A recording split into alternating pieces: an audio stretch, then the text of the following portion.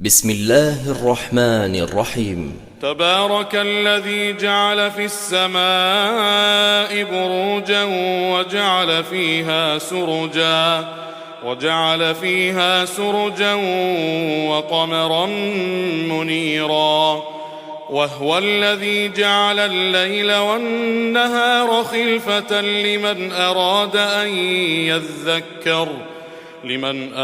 أن يذكر أو أراد شكورا.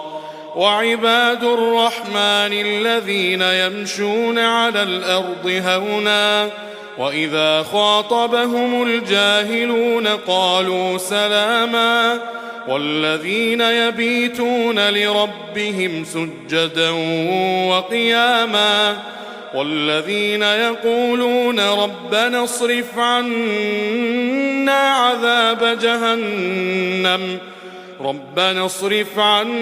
عذاب جهنم إن عذابها كان غراما إنها ساءت مستقرا ومقاما.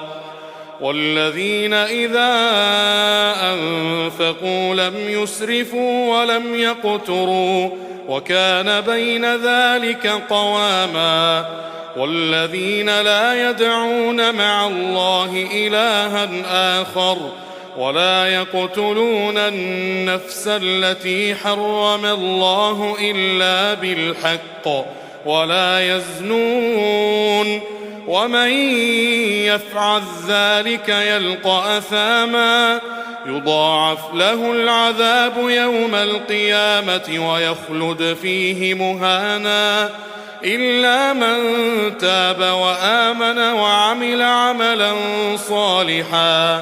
وعمل عملا صالحا فأولئك يبدل الله سيئاتهم حسنات وكان الله غفورا رحيما.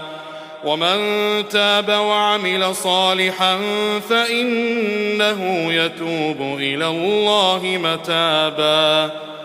والذين لا يشهدون الزور وإذا مروا باللغو مروا كراما. والذين إذا ذكروا بآيات ربهم لم يخروا عليها صما وعميانا. والذين يقولون ربنا هب لنا من أزواجنا وذريتنا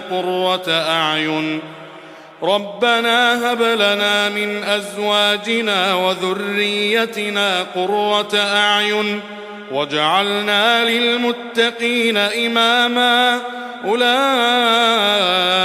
يجزون الغرفة بما صبروا ويلقون فيها تحية وسلاما خالدين فيها حسنت مستقرا ومقاما. قل ما يعبأ بكم ربي لولا